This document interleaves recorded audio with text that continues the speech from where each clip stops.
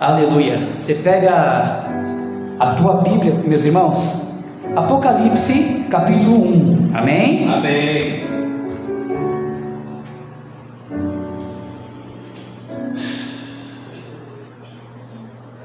Glória a Deus.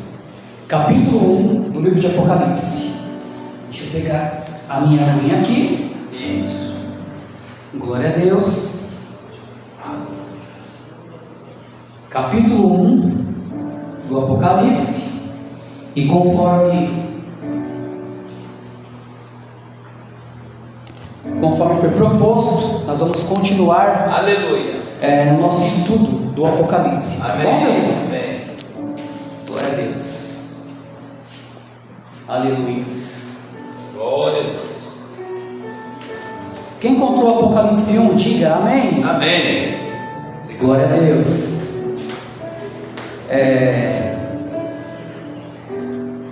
Versículo de número Apocalipse 1, versículo de número 6. Apocalipse 1, versículo 6. Está escrito assim: e nos fez reis e sacerdotes para Deus e seu Pai. A Ele glória e poder para todos sempre. Amém. Amém. Pessoal, nessa bateria sobre o Apocalipse, versículo por versículo, nós estamos aqui. Obrigado, irmão Isaac, Deus abençoe. Leva seu galardão, já pega, toma posse já. Nessa bateria de estudos bíblicos que nós estamos difundindo, hoje nós chegamos finalmente no versículo 6. Semana passada a gente falou sobre Jesus Cristo, que era a fiel testemunha, primogênito dos mortos, de entre os mortos. Falamos da diferença dos mortos e de entre os mortos, e Ele soberano como rei da terra. Aquele que nos ama, pelo seu sangue nos libertou de nossos pecados. Então foi aqui que a gente trabalhou. Hoje, versículo 6. Nos fez reis e sacerdotes para Deus e seu Pai. Aqui, quando Jesus está falando que nos fez reis e sacerdotes para Deus e seu Pai, dentro da Trindade é divina, Deus Pai, Deus Filho, que é Jesus Cristo, e a pessoa do Espírito Santo, que é a terceira pessoa da Trindade, que é Deus coeterno com o Pai e com o Filho. Porque o Espírito Santo, ele se alegra, ele envia, a gente pode entristecer ele tem vontade. Não são características de uma pessoa. Irmão Gabriel Fraga, paz do Senhor, Deus te abençoe. Está lá na live. Então, pessoal, Jesus Cristo aqui, na economia divina, a gente tem que entender, quando Jesus está falando na sua pessoa humana, e quando Ele está falando na sua pessoa divina. Jesus, Ele é 100% Deus e 100% homem. Aleluia. Vocês querem ver só?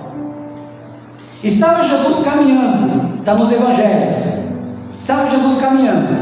A Bíblia vai dizer assim: era-lhe necessário passar por Samaria.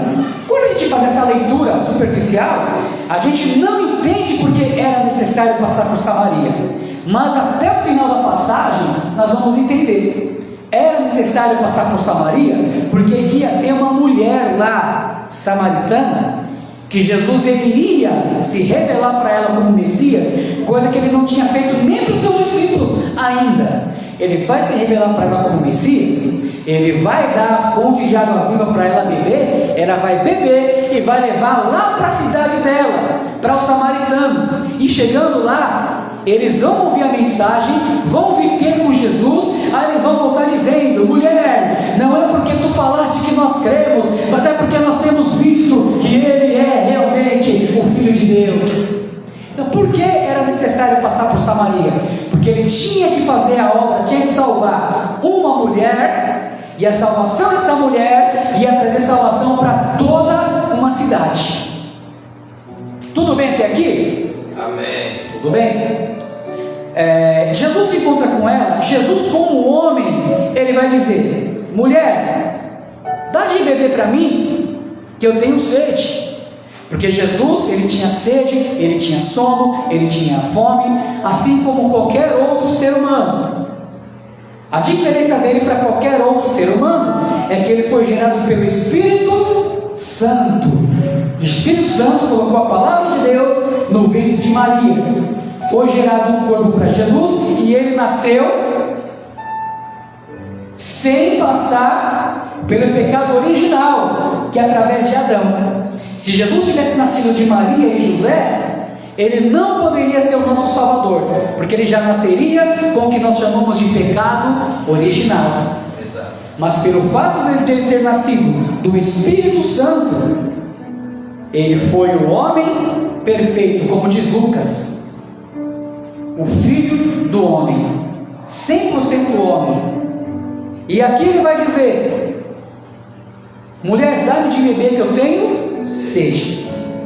A mulher vai ter todo um diálogo com ele, e aí Jesus ele vai revelar algumas coisas que tinha naquela mulher. Ela tinha problema matrimonial, estava vivendo com alguém que não era o seu marido de ofício, já tinha tido 5, estava com o 6º, e o 6º ainda não era marido dela. Olha quanto problema que ela tinha. Mas Jesus, ele não veio para o são, ele veio para o pecador. Tudo bem? Mas aí o pecador, quando encontra Jesus, ele não é mais pecador, ele tem que virar santo. Ou eu estou errado? O que acontece então? Como homem, mulher, dá para mim que eu tenho sede. Mas agora, como Deus, ele vai falar para ela: se tu bebesse da água que eu te desse, você beberia e jorraria água para a vida eterna. Então, quando nós lemos as Escrituras, nós temos que entender quando é Jesus humano, quando é Jesus divino trabalhando na passagem. Amém, pessoal? E aqui nessa passagem bíblica, Jesus nos constituiu reinos sacerdotes para o seu Deus e Pai. Para o seu aqui é o Deus de Jesus, no caso, que também é o nosso Deus, e o Pai também é o nosso Pai. O que essa palavra quer dizer quando Jesus está chamando Deus de seu Deus e Deus de seu Pai? Jesus está dizendo que humanamente ele veio aqui na terra e como homem ele venceu a toda a obra do diabo, toda a tentação, todo o pecado, e na cruz ele entregou a vida dele como um cordeiro mudo que tira o pecado do mundo para que pudesse dar a salvação a todos os homens. Enquanto o homem Adão, ele estragou tudo, pecando diante de Deus, o segundo Adão, que é Jesus, o homem perfeito, ele de forma perfeita morreu como a morte substitutiva em nosso lugar, para apresentar um povo comprado com seu sangue e colocar esse povo como rei e sacerdote de Deus. Aleluia!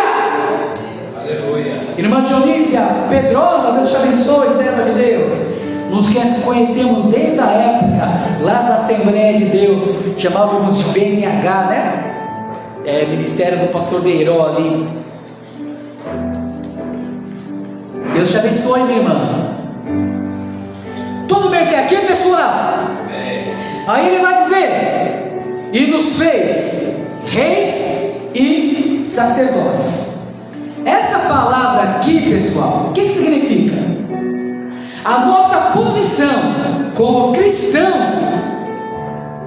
é de filho de Deus, não é? Veio para os que os seus, mas os seus não o receberam. Mas a todos que receberam, ele deu o direito, ou depende da tradução, deu o poder de ser chamado filho de Deus, a saber, os que creem no seu nome. Então a primeira coisa que nós somos é filhos de Deus, por adoção, filhos adotivos de Deus. Aleluia. Porque Israel não quis se converter, Romanos 11, já trabalhamos em uma outra aula isso. Ele arrancou os ramos da oliveira verdadeira e enxertou nós de amuzeiro bravo lá, até o tempo que eles se converterem e serão reenxertados na oliveira verdadeira. A oliveira verdadeira, que é Cristo, terá os ramos enxertados, que somos nós, a igreja, e os ramos naturais, que é Israel convertido. Tudo bem até aqui? Então, além de ser filho de Deus, tem uma nova revelação aqui em Apocalipse. Somos também sacerdote e reis para Deus. Esse evangelho que transforma, esse evangelho que salva, esse evangelho que muda, esse evangelho que levanta, esse evangelho que faz a obra, esse evangelho que derrama o Espírito Santo, esse evangelho que converte, esse evangelho que faz ser nova criatura, esse evangelho que faz o homem sair do montouro e se assentar nos tronos. Esse evangelho que nós pregamos nesta noite. Você não é qualquer coisa, você é filho, você é filha de Deus aqui nesse lugar. Aleluia. Aleluia. Mas além de filho, pela fé no evangelho, ele te coloca agora numa posição de rei. Como assim? Já ouviu a Bíblia dizer que ele é o rei dos reis? O rei dos reis ali, em última instância, é que a igreja vai reinar com Cristo no período do milênio, e nós seremos reis, e ele será o rei de todos os reis. A nossa história, ela não fica só aqui, e daqui é arrebatado e acabou a história. Eu sempre tenho enfatizado isso, porque a igreja de Jesus, de uma forma geral, pouco conhece das últimas coisas. Depois que a igreja for arrebatada, o que acontece? A grande tribulação, chamada de 70ª semana de Daniel, também chamada de aflição de Jacó, também chamado de dia da ira de Deus. O dia da ira do Senhor é dividido em duas partes. Primeiro, todo o período tribulacional, em que esse dia começa com o arrebatamento da igreja, já se inicia o dia da ira do Senhor. E aí, o dia da ira do Senhor específico é depois da tribulação, no dia exato que ele voltar do céu com a igreja, com os seus anjos, com os santos ressuscitados e glorificados no Antigo Testamento, vier à terra e julgar as nações e implantar o seu reino. Ali é o dia do Senhor especial, e o dia do Senhor geral é toda a tribulação. Quem está entendendo diz amém? Amém. A igreja arrebatada tem o dia do Senhor, o dia da ira, a tribulação, a aflição de Jacó, durante 7 anos, que começa depois da igreja arrebatada, começa já os preparativos. Aí o anticristo se revela ao mundo, se torna um grande líder e faz um pacto de paz com Israel, um pacto de 7 anos com Israel. A partir desse pacto começa a grande tribulação, em que ele vai trazer uma falsa paz, mas depois de 3 anos e meio, ele vai se revelar quem ele é, vai tirar a falsa paz, vai se assentar no trono lá em Jerusalém, no templo construído na tribulação, vai impedir a adoração dos israelitas, vai querer ser adorado como Deus, vai ser adorado como Deus pelas multidões, pelos povos, tribos, línguas e nações, e quem não tiver o nome ou o número da besta em si, vai ser perseguido e morto, porque está aceitando que Jesus Cristo é o Salvador. Enquanto isso, Deus vai derramando a sua ira através dos 7 selos que são abertos, das 7 trombetas que são tocadas, e dos 7 flagelos ou das 7 taças da ira de Deus, cada um por sua ordem. Enquanto tudo isso está acontecendo para cobrar o povo que rejeitou o Messias, mas ao mesmo tempo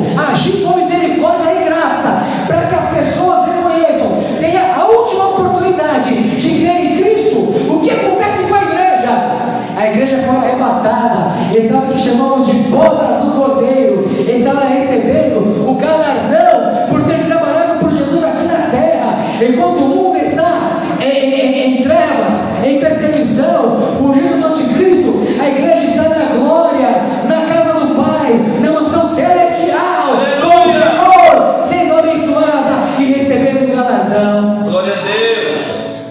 Amém até aqui, pessoal? Amém. Continuando então, como que vamos ter agora reis e sacerdotes? A palavra sacerdote no Antigo Testamento era o homem que representava Deus diante dos povos. Durante o milênio, isso Jesus prometeu para os 12 discípulos, inclusive para Judas. Por isso que Judas perdeu sua salvação. Ele era salvo e perdeu, porque Jesus prometeu para ele que ele se sentaria em 12 tronos também. Ele estava lá. Aí o que acontece?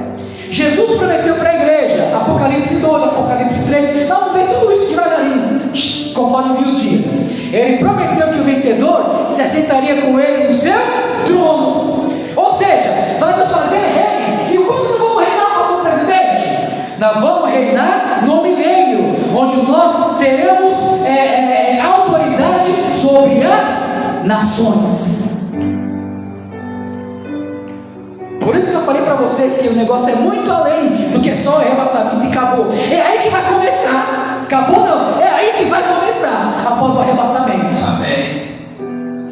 Tudo bem, pessoal? Amém. Aleluia. Aleluia. Então o sacerdote, ele é aquele que na antiga aliança representava as pessoas diante de Deus. Era um representante de Deus também. Mas, por exemplo, a voz de Deus aos homens não era o sacerdote. A voz de Deus aos homens era o profeta. Deus falava para o profeta trazia as nações. O sacerdote representava as pessoas diante de Deus. Era ele que ia no Santo dos Santos, era ele que ia lá no templo, era ele que orava para que o pecado das pessoas fosse coberto através daquele cordeirinho de 1 ano sem mancha, que era morto para cobrir o pecado, para que Deus não fulminasse o pecador, até que Cristo viesse e perdoasse todos os pecados através do seu sangue, inclusive do povo da antiga aliança.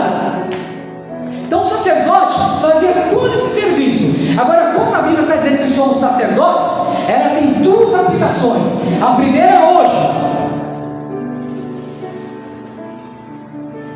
O Evangelho do Senhor, ele sempre manda o quê? Orai pelos nossos irmãos, orai pelos nossos inimigos e orai para quem nos persegue.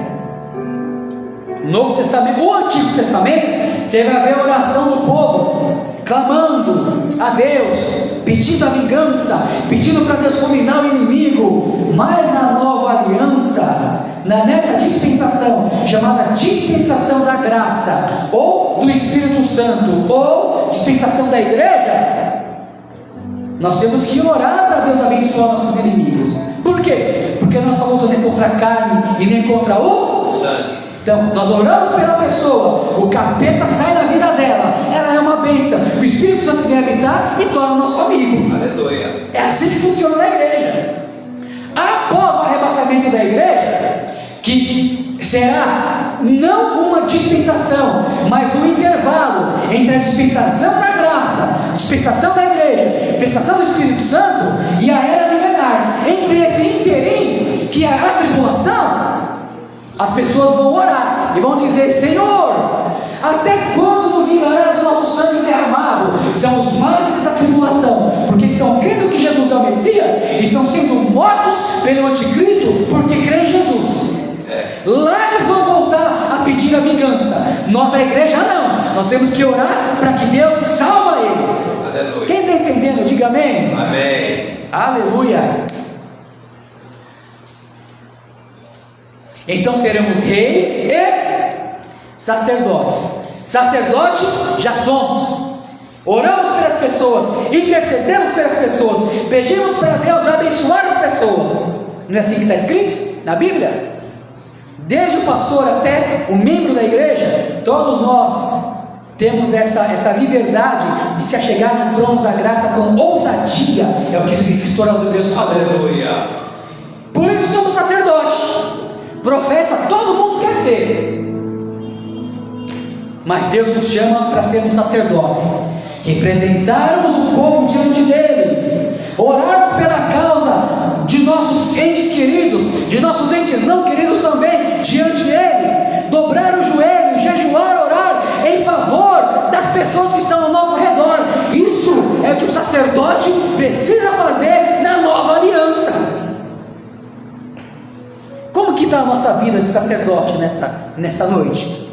Oramos, mas oramos por quem? Oramos para quem? Oramos por quê? Oramos para quê?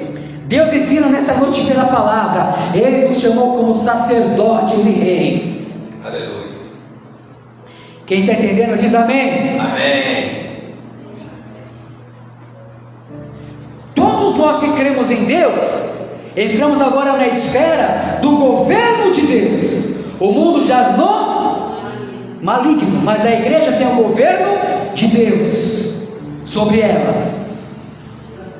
Esse reino se entra pela fé em Jesus Cristo. Então, quando diz aqui que somos sacerdotes também, o único que entrava na presença de Deus no Santo dos Santos era o Somos sacerdote. O sumo sacerdote, quem ele é? Jesus. Se ele é o sumo, é porque tem os inferiores. Exato. Quem são os inferiores? É eu e você, que estamos na presença dele, na era da igreja. Glória a Deus. Está entendendo, igreja? Amém. Temos o direito de entrar na presença de Deus, porque somos sacerdote. Era só o sacerdote que entrava na presença dele. Quem está entendendo, diga amém. Amém. Então, versículo 6 nos fez reis e sacerdotes. Outra versão da Bíblia vai dizer nos fez reino. Por quê? Nós vamos tomar posse do reino de Deus. Aleluia. Reino de Deus é o governo de Deus.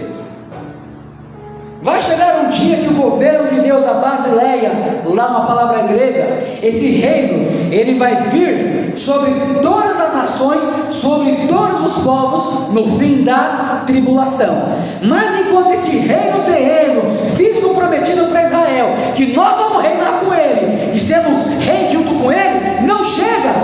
Ele reina na igreja, porque a igreja se submete ao governo desse rei.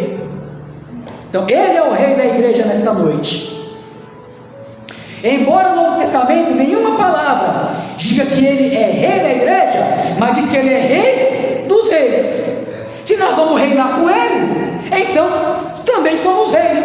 Então ele é o nosso rei por direito. Amém, igreja? Amém. Lá no versículo de número 7, nós vamos continuar aqui. E quando fala aqui, versão que fala rei, versão que fala reino, quando fala reino, alguns entendem que é o próprio reino vindo sobre nós. Mas de qualquer jeito, o reino vindo sobre nós, ou a gente reinando com ele, é tudo a mesma coisa. Não muda em nada. Tudo bem até aqui? Amém. Aí ele vai falar no versículo 7. Eis que vem com as nuvens. Quem que vem com as nuvens? Jesus. E todo olho o verá. Presta atenção aqui. Essa vinda aqui não é a vinda para arrebatar a igreja, porque na igreja ele não vem com as nuvens, ele vem até as nuvens. Está entendendo a diferença? E lá no arrebatamento é só a igreja que vai ver Jesus, e ele vai receber a igreja nas nuvens, e das nuvens nós vamos para a casa do Pai. Aleluia. Você está entendendo? Diz amém. Amém. Alguns entendem esse ele vem com as nuvens, uma forma genérica que serve para o arrebatamento e também para a segunda vinda. Mas dentro da passagem em si, aqui não é arrebatamento, mas a segunda vinda que todo olho verá, inclusive a igreja que já foi arrebatada está vindo com ele. Sabe por quê? O escritor aos Hebreus, no capítulo de número 8, aliás, no capítulo de número 9 e o versículo 28, diz que ele virá segunda vez aos que esperam. Aí é o arrebatamento. Como que ele virá aos que esperam? O mundo espera Jesus, igreja? Sim ou não? Não. O mundo tem pavor de Jesus.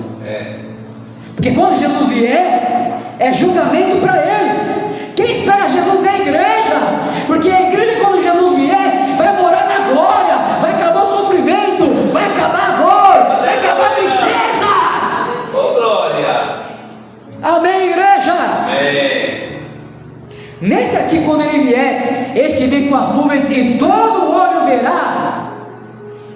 As pessoas que se converteram no período tribulacional, Mateus 25 chama eles de ovelha, que é os gentios que se converteram a que Jesus é o Messias na tribulação.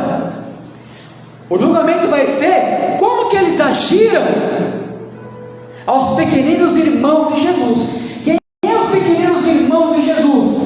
São todos os israelitas que vão se converter na grande tribulação. Só que quando ele vier e todo olho verá, também vai ter os bodes. Quem são os bodes?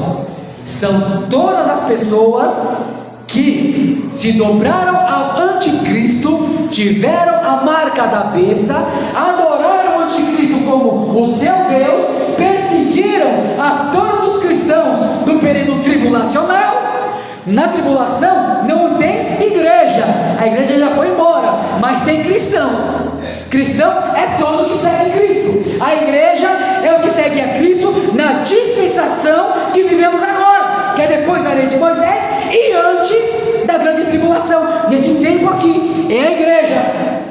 É o mistério não revelado no Antigo Testamento, é o mistério de judeus e gentios fazendo parte do mesmo corpo, que é o corpo de Cristo. Aleluia.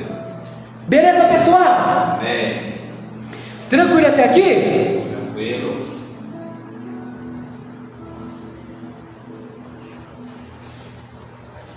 Eis que vem com as nuvens e todo olho o verá. Aí vai dizer aqui: até quanto os transpassaram o verão. Dentro disso daqui, pessoal, há uma linha de interpretação que é literalmente as próprias pessoas que enfiaram a lança em Jesus, nesse julgamento verão o Senhor. Só que eles vão ver, todo olho vai se dobrar a Jesus Cristo, até eles. Mas aqui nessa passagem específica, não é isso.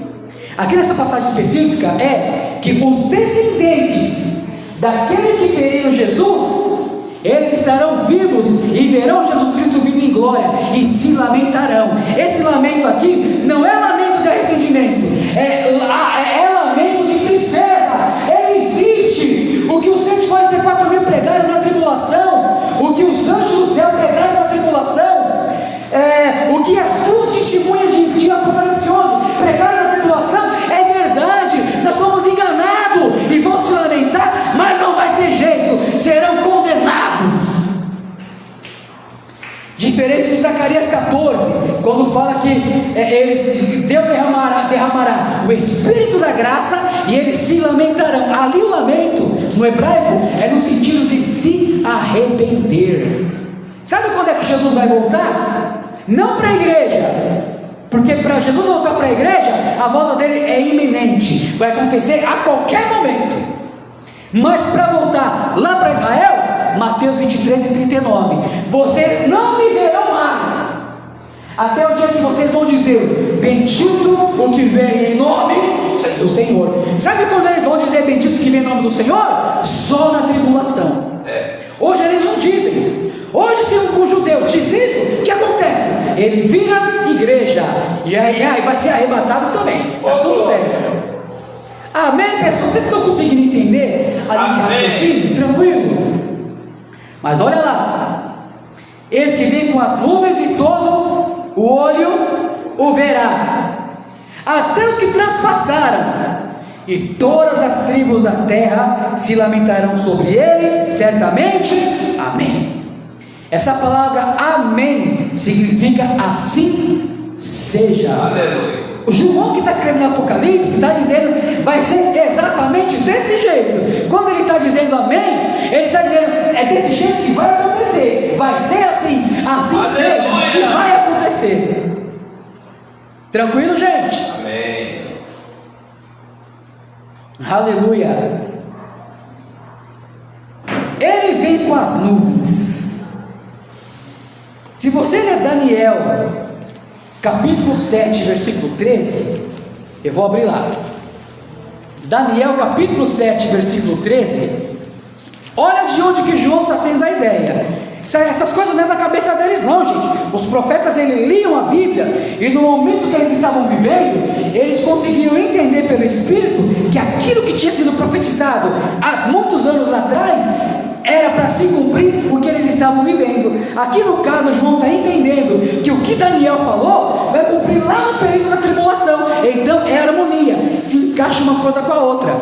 Olha Daniel 7:13, está escrito assim: eu estava olhando nas minhas visões, isso é Daniel, tá? Da noite, e eis que vinha nas nuvens do céu um como filho do homem. Quem que é o filho do homem no Novo Testamento, igreja? Jesus. Por que o Daniel não fala Jesus aqui? Porque Jesus ainda não tinha vindo, eles não entendiam qual seria o nome do Messias, mas é a mesma pessoa. E dirigiu-se ao ancião de dias, e o fizeram chegar a ele. Quando ele vem se dirige ao ancião de dias, o ancião de dias é o próprio Deus.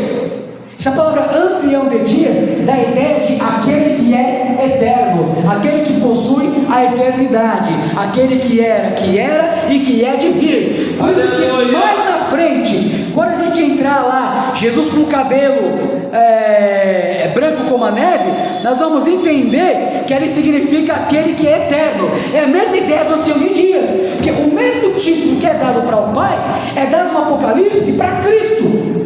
Porque Cristo e o Pai é a mesma pessoa? Não, mas Cristo e o Pai é Deus. Beleza, pessoal? Amém. Vamos lá.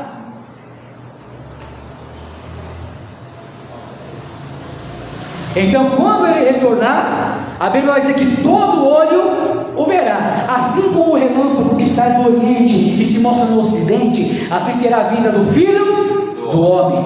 No arrebatamento não é assim. Não confunda o arrebatamento, que é sem o mundo entender o que está acontecendo, para a segunda vinda, que é todo o olho vendo e entendendo muito bem o que está acontecendo, que eles vão ser julgados e condenados. Tudo bem, igreja? Amém. Para o arrebatamento, ele vem até as nuvens. Na sua segunda vinda até a terra, ele vem com as nuvens. No arrebatamento, ele vem para a igreja.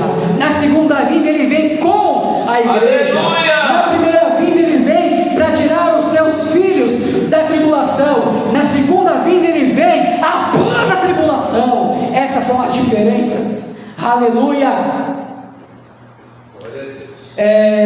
Muitos expositores pré-tribulacionista é quem acredita que a igreja é arrebatada antes da tribulação.